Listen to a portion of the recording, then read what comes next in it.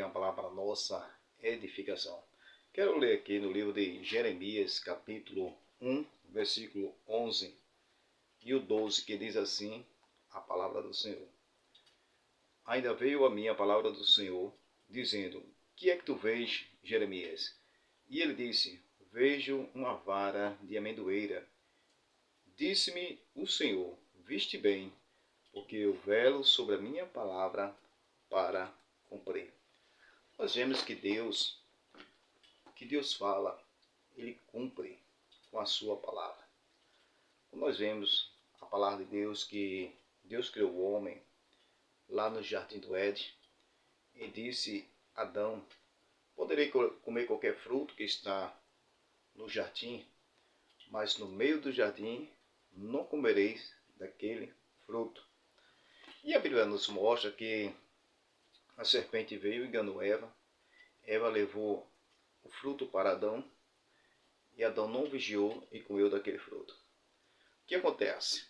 Nós vemos que a Bíblia diz: através de um homem entrou o pecado no mundo. E nós sabemos que por que veio através de um homem? Porque a responsabilidade estava em Adão. E depois que o homem peca, Deus dá a sentença a Eva, dá a sentença a Adão e dá a sentença à serpente, expulsando Eva e Adão do paraíso. Mas o que eu aprendo com a palavra de Deus, que a graça de Deus é manifestada. Deus não desistiu do homem. Deus fez uma promessa lá em Gênesis capítulo 3, versículo 15, da semente da mulher nascerá um que esmagará a cabeça da serpente. E nós vemos em Isaías capítulo 7, versículo 14, que diz assim: eis que uma virgem dará luz. Então nós vemos aqui que Deus, ele fez a promessa em Gênesis 3,15. Deus renova a promessa em Isaías capítulo 7, versículo 14. E da semente da mulher nascerá um que esmagará a cabeça da serpente. E Deus, ele cumpre a promessa. Está lá em Lucas capítulo 2, versículo 11. Que da cidade de Davi nasceu hoje o Salvador do mundo. Então Deus, ele cumpre a promessa. Assim como ele disse para Jeremias: o que é que tu vês, Jeremias? A Jeremias diz assim: eu vejo uma vara de amendoeira. Aí Deus diz assim: viste bem, porque eu velo sobre a minha palavra para cumprir. Então o que Deus falou lá em Gênesis, da promessa que nasceria a semente da mulher que esmagaria a cabeça da serpente, Deus já estava profetizando a respeito de Cristo, o seu único filho. E nós vemos lá em João capítulo 3, versículo 16, porque Deus amou o mundo de uma tal maneira que deu seu Filho unigênito para todo aquele que nele crê, não pereça, mas que tenha a vida eterna. Então Deus agora envia o seu único Filho para trazer salvação para a humanidade. Porque a Bíblia diz lá em Romanos capítulo 3, versículo 23, diz que todos pecaram e todos estavam destituídos da glória de Deus. E o salário do pecado é a morte. Está escrito no livro de Romanos, capítulo 6, versículo 23. Então, se o salário do pecado é a morte e todos pecaram, então significa que todos nós ia morrer eternamente, fora da presença de Deus.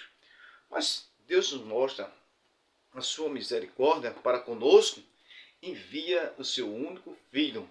Então Jesus veio neste mundo para pagar o preço por mim e por você.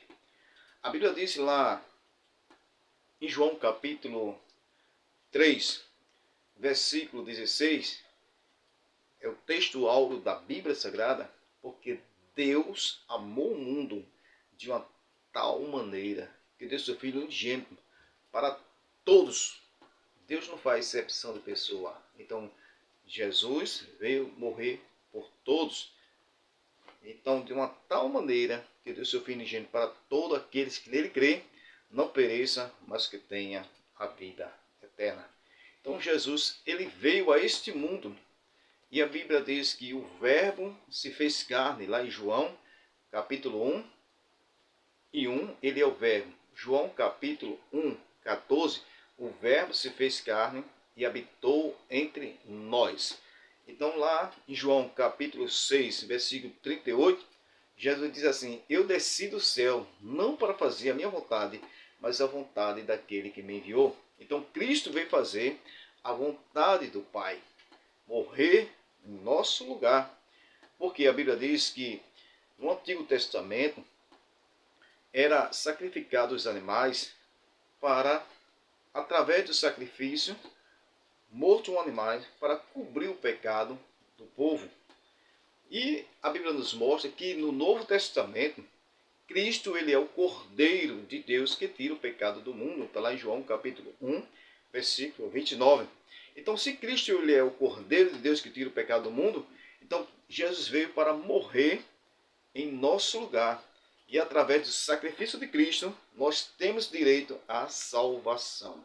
Por isso que hoje nós não precisamos mais de fazer sacrifício de animais, assim como antigamente o povo fazia, através ali do sacerdote, sacrificavam animais para cobrir o pecado do povo. Mas no Novo Testamento, Cristo, ele é o Cordeiro de Deus que tira o pecado do mundo. Então Jesus ele veio para pagar o preço por nós. E nós vemos que o preço foi caro, foi preço de sangue, e sangue inocente. Quando a Bíblia nos mostra que Cristo, ali na cruz do Calvário, ele sofreu, foi humilhado, rejeitado, cuspido, carregou aquela coroa de espinho, aquela cruz pesada. Aquela cruz era minha, era tua e era de Barrabás.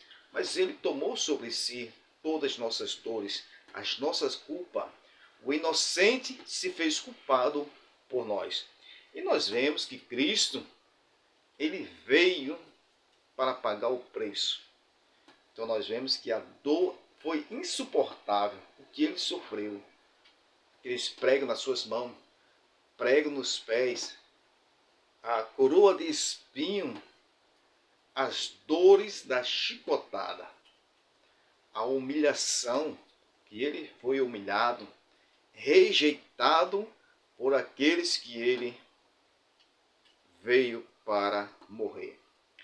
E nós vemos que lá em João capítulo 1, versículo 11, ele veio para o que era seu. Jesus veio para Israel, mas os seus não aceitaram, rejeitaram a Cristo. Mas todos aqueles que aceitou a Cristo se tornou filho de Deus. Então nós somos filhos de Deus porque nós não rejeitamos a Cristo. Nós aceitamos Cristo como o único e suficiente Salvador. E hoje Israel espera o Messias, porque Israel não crê que Jesus ele é o Messias. E nós cremos que Jesus sim é o Messias, é o Salvador, e nós estamos aguardando a volta do nosso Senhor novamente. Mas não para morrer, sim para vir buscar a sua igreja.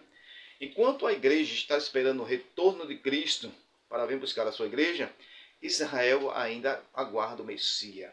Israel rejeitou Cristo e até hoje Israel está aguardando o Messias. Individual, alguns judeus que aceitam Cristo hoje se torna a igreja do Senhor. Porque a Bíblia diz que Jesus veio para morrer por todos. Então, tanto gentil como judeus aceitar Cristo hoje se torna igreja. E a igreja de Cristo está esperando o Salvador do mundo, que é Jesus Cristo, que ele vai vir raiar nesta nuvem para vir buscar o seu povo. Em 1 Tessalonicenses, capítulo 4, versículos 6 e 7, Paulo dizendo: o mesmo Senhor descerá do céu com alarido, com a voz de arcanjo, com a trombeta de Deus. Os que morreram em Cristo ressuscitarão primeiro, e nós que estamos vivos seremos arrebatados juntamente para encontrar o Senhor nos ares. Maranata, ora vem, Senhor Jesus. Que Deus nos abençoe em nome do nosso Senhor Jesus. Deus ele cumpriu a promessa, estamos aguardando a promessa da volta do nosso Senhor Jesus Cristo. Amém?